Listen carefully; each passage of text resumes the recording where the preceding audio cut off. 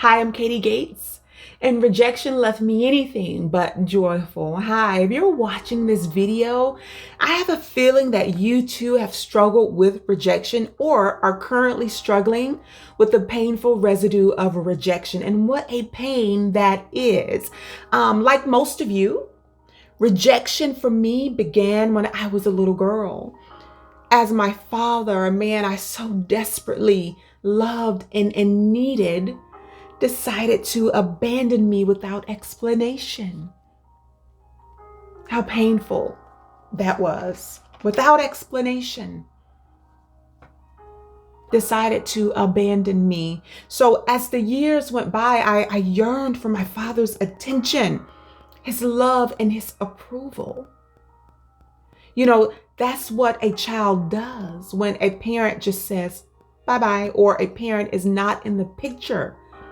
We yearn for their approval, their attention, and their love because we love them.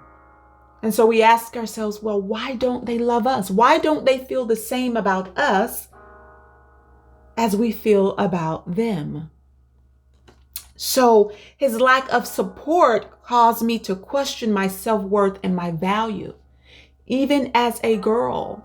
And while I didn't know what those terms meant then, now, as an adult woman, I know what those terms mean. And I can tell you that as a girl, I questioned my self-worth and my value often. That was not a pleasant feeling as a child. So I often asked myself, well, what's wrong with me and why not love me? I was so confused. And above all, what left me mind blown, just mind blown, was seeing my father create and raise other children after me. Left me mind blown. Why on earth would he discard me and go over there and create a whole new family and raise that family? So my mind was blown.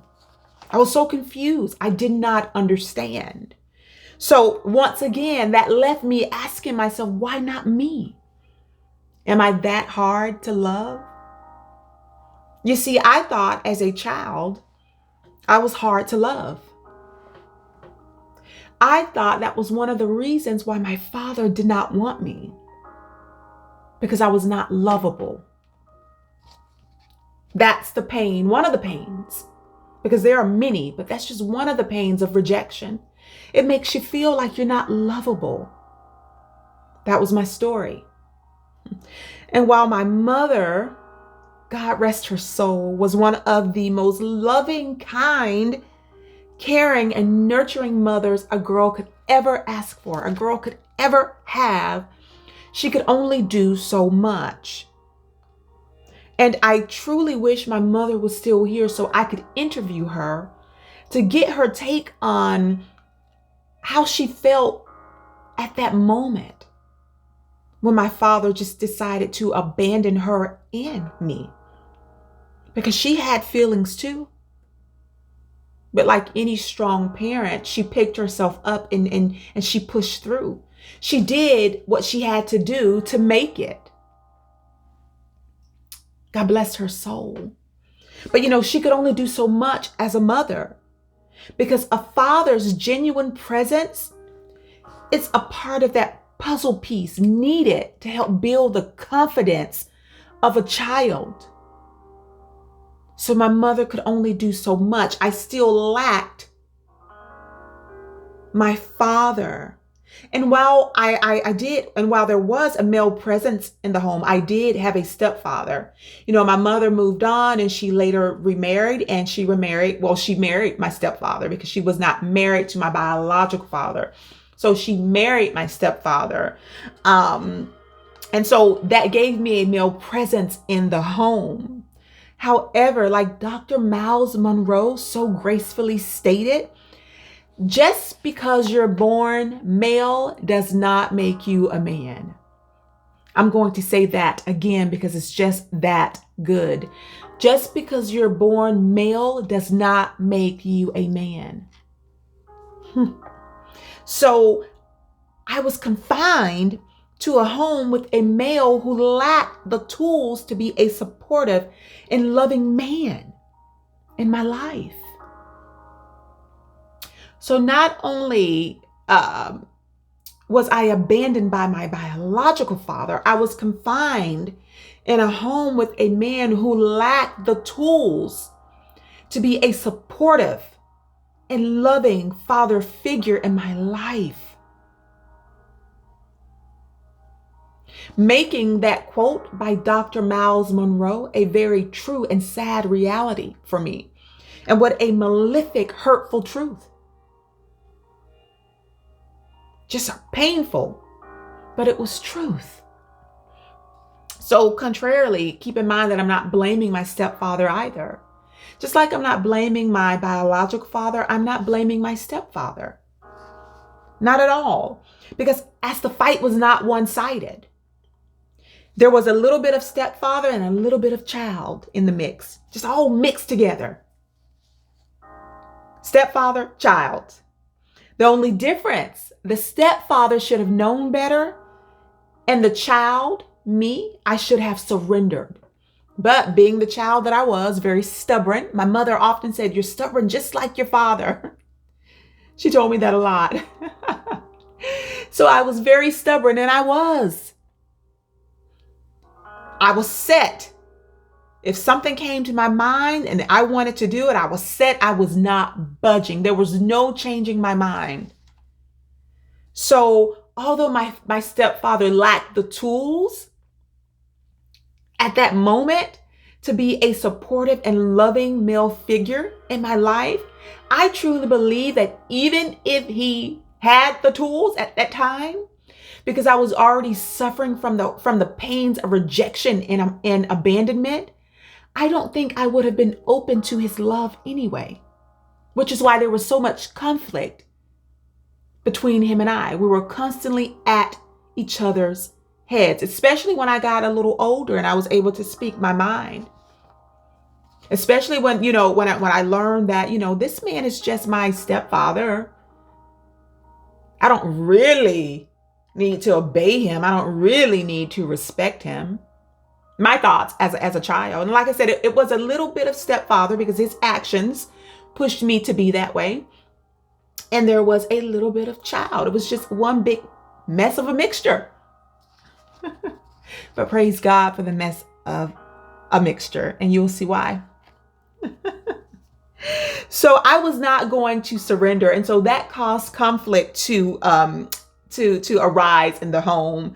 And like I said, I was suffering from previous pains of abandonment and rejection as a child. And so that caused me to guard my heart against the very idea of love.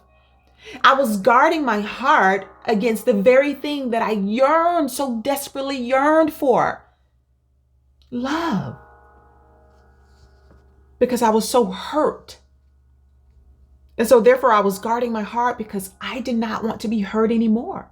Not again. Oh, there's no way I'm going to release my heart for someone else to hurt me again. That was the thought. That was my thought as a girl. So, and what a contradiction that was, considering my innate desperation for love. There I was, a girl desperately yearning for warmth and adoration while repelling warmth and adoration at the same time. What a contradiction that was. Yet the pain of rejection didn't stop there, which is why I believe I was guarding my heart. Although I didn't know it, I believe that it was something God was doing for me.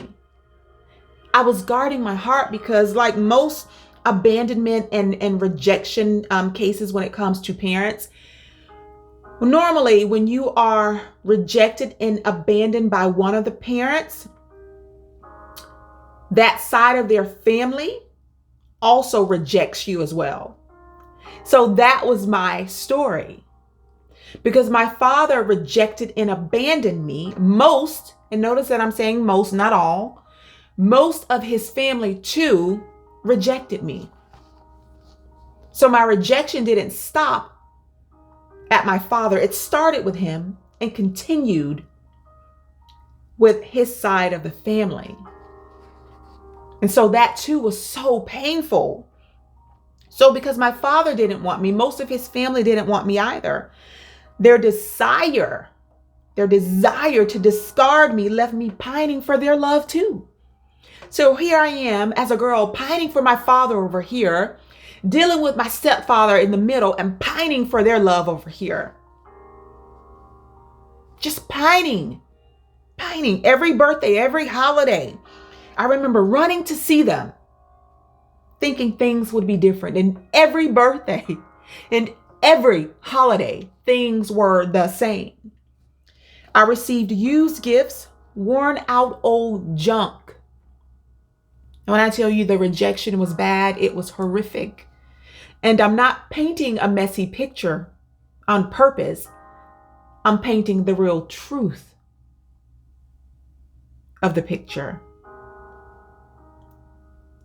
As a girl, when it came to gifts, because they did do that much, I got gifts, but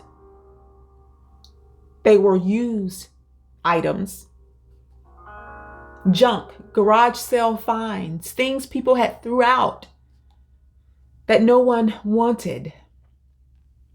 So imagine seeing your cousins getting new and clean gifts while you received garbage, literally garbage, things unwanted by others for Christmas. That was my story.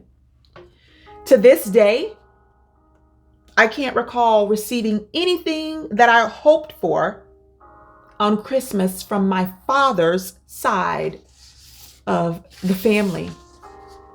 Not one thing. Yet every year, every Christmas, every birthday, I ran to them pining for their love. And every time I got the same old thing. So just junk. I would get junk for gifts. Things people threw away, things people didn't want. Imagine that. Because see, that's what abandonment is. You're being thrown away. Rejection is someone not wanting you. So the rejection continued. So dealing with multiple forms of rejection left me in a pitiful state as a girl. I was in so much pity. That I clung to hope and to a man that openly and carelessly threw me away. I clung to hope. I clung to the idea that this man would just come. My father would just come, get me, want me, love me, and be the father that I had thought in my mind that he should be. So I clung to hope and to a man who openly and carelessly threw me away. On all levels, my father shared his lack of need or love for me. His display of love, or a lack thereof, shall I say, was not just shown through his actions, but also from his mouth, through his words. Imagine this happening to you as a child. Imagine seeing your father and the words that are coming from his mouth are get, as if you are an animal or something. Imagine that. Ooh, imagine that. Imagine that. As a child, imagine that. Put yourself in that space and place. Imagine that. Cold reality, but truth. Real truth. So when it comes to multiple emotional and mental pain levels, I've experienced it, felt it, and overcome it on all levels. I've experienced it, felt it here and here. And by the grace of God, I have overcome it.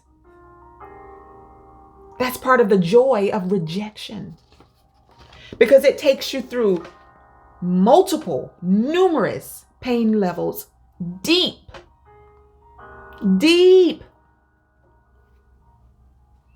And so you learn to become strong, not resistant, but strong, mentally up here. You're not hurt as easily. You're not easily offended because you know that people are people, because you learned that as a child. Real truth. So his words were often words that cut me. And they cut me deep as a girl. So like I said, when it comes to just multiple levels of pain, I felt them all. I think I felt every pain there is known to man. And that's not stretching it at all. I'm probably missing a few of the pain levels. But woe to getting older, and praise God for enlightenment.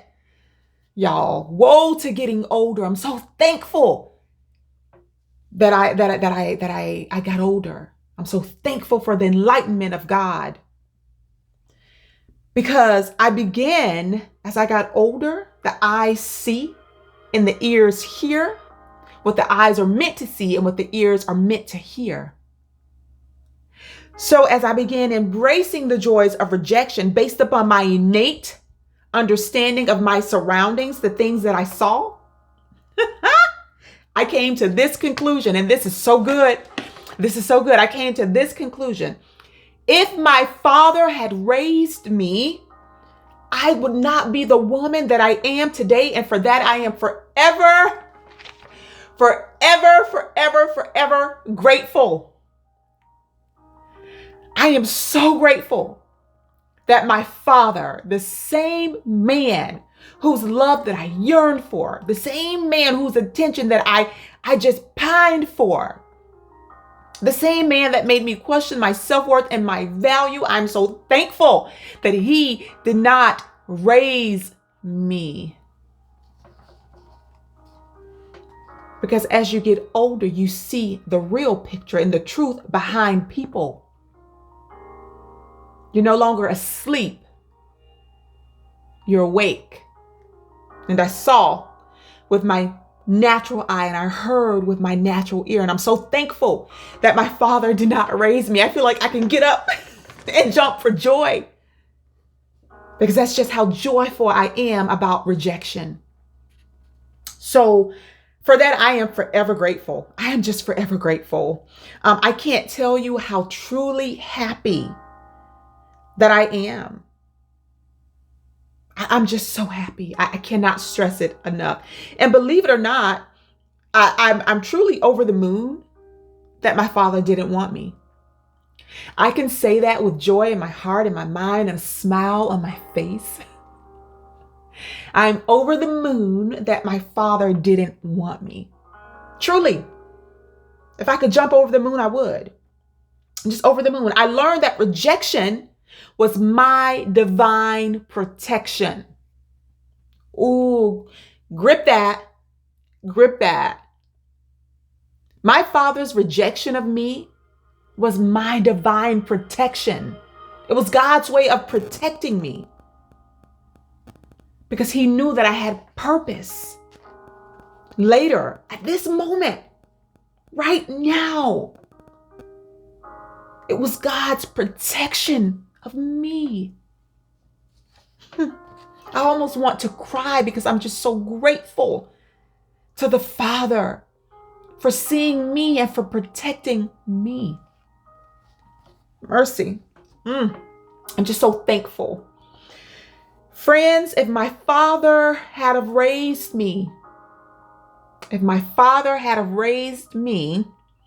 there could have been a strong possibility that in my later years, I would have lived in poverty and succumbed to a poverty mindset if my father had raised me. If my father had raised me, I could have been mentally damaged and emotionally stunted. If my father had raised me, there could have been a strong possibility that I would have become a drug addict. or prison bound if my father had raised me. Once again, I'm just over the moon that he did not raise me. I say those things because when I look at the life today, people that I know, I look to the left, to the right, behind me, people that I know, that's their story. That's their story. And what a sad story that it is. People close to me are struggling with those issues. And it's a sad life to live, y'all. It's a sad life to live.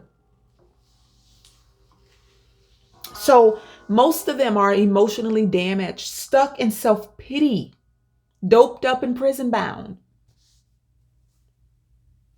Which is why prayer, praying for them daily, praying for the people that we know daily that's suffering with those issues is so vital. Because most often it's not something that they want to be attached to. It's the life that they were brought up in. It's the pain that they're trapped in and they have no way, they think they have no way out. So we have to pray for them. So, and it's not to say that I'm perfect because I'm so far from perfect. I am so far from perfect. So it's not to say that I'm perfect. But my life is far better. It's far better than it would have been if my father had raised me. So my father's rejection of me was my divine protection. And it turned out to be one of my biggest blessings. His protection of me turned out to be one of my biggest blessings. So keep in mind, however, that I didn't feel like that as a girl. When I was younger, I didn't feel like that. I wanted to be in the shoes of others. I wanted to wear their shoes. I wanted a chance to know and love the man that others got to know and love. Why not me? Why not me? Was there something better about those people that got to know and love my father? That's something I wondered as a girl. Was it something better about people that got to know and love my father? Why did he choose those people over me? Those were just some of the questions that I asked myself as a girl. Yet later, I saw the mishaps of my father's life. Honestly, in all honesty, and I've prayed to my father because he too have passed on. And I know that me sharing his life story is perfectly fine with him. It's his testimony.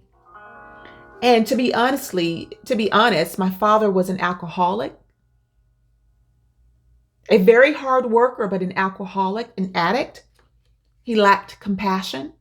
He was mentally and physically abusive and selfish.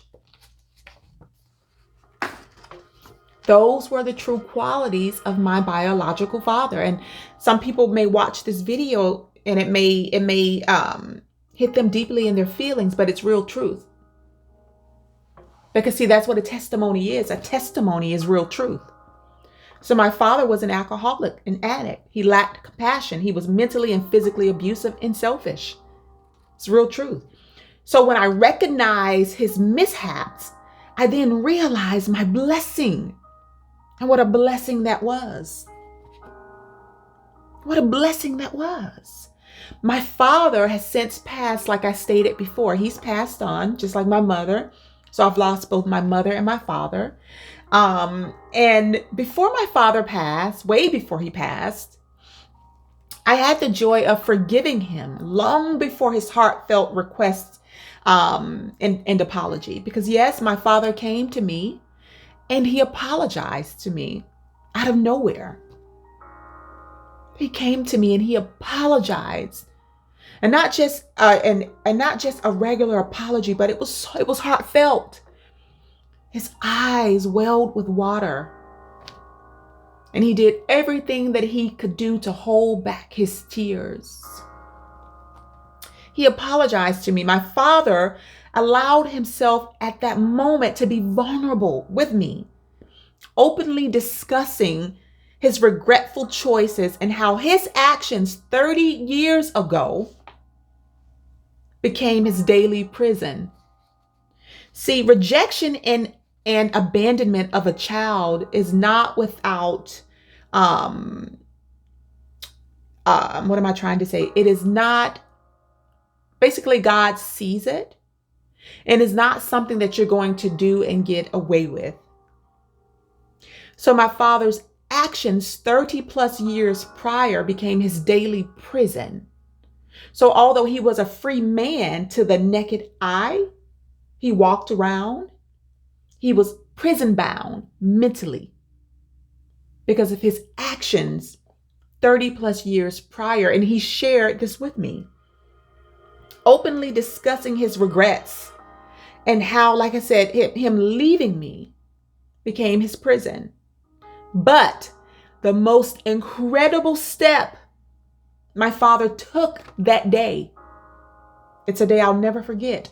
The most incredible step my father took that day was teaching me lessons he never thought he would.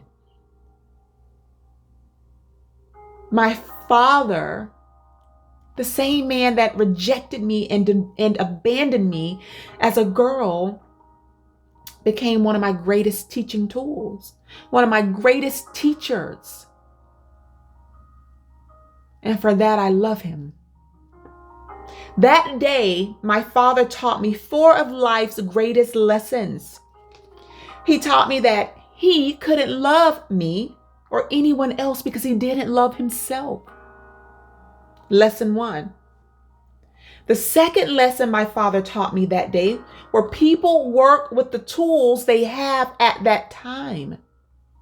My father was operating from a point where he was left off at when he was younger. People operate from points, from destinations that they have been left at. That was the second lesson my father taught me. The third lesson he taught me that day: it's never too late to correct your mistakes. It's never too late. The fourth and final lesson my father taught me: whether the person or the people that you've hurt forgives you or not, it's your responsibility to right your wrongs. This is this man, the same man who did not love me, who did not want me, who told me to get, who did not offer any type of support for me as a girl, came to me in my latter years and taught me 4 of life's greatest lessons. He gave me strength in areas that I lacked. The same strength that he removed from me as a girl, he gave it back to me in those 4 lessons. So, and for his teachings, I am forever grateful. So thanks, Dad. Thank you. I'm forever grateful for his teachings.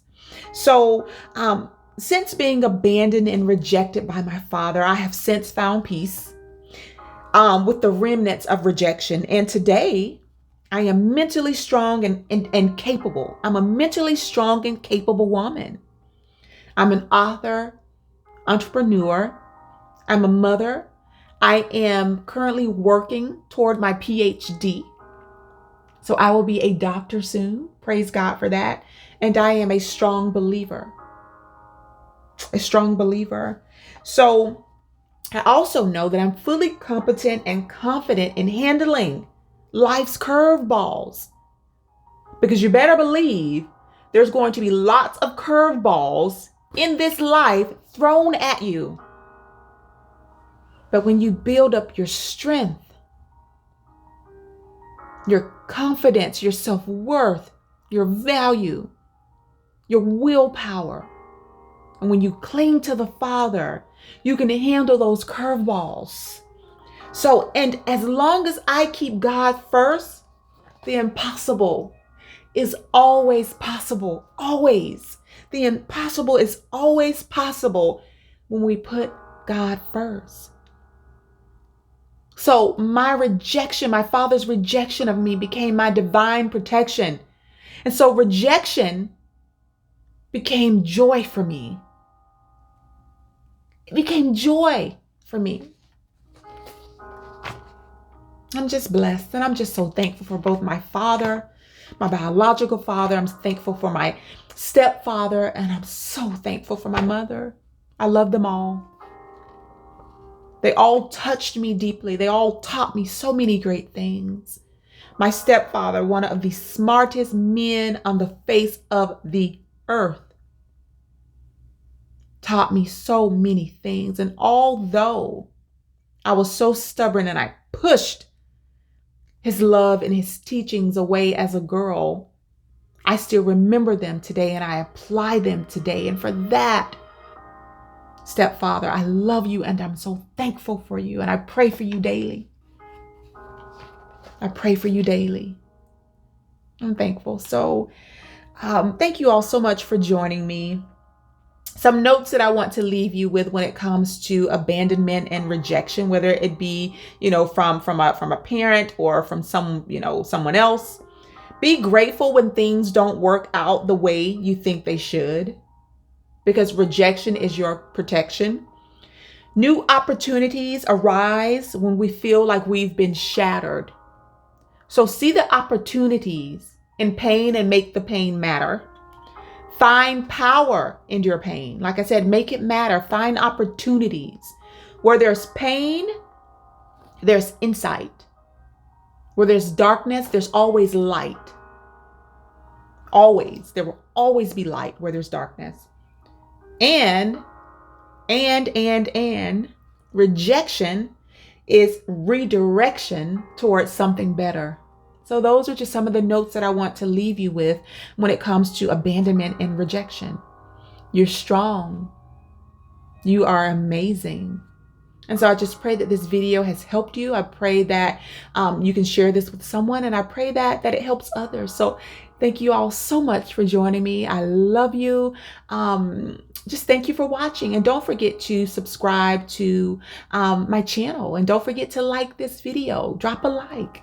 I appreciate it. I appreciate you. Have a wonderful, wonderful day. Bye.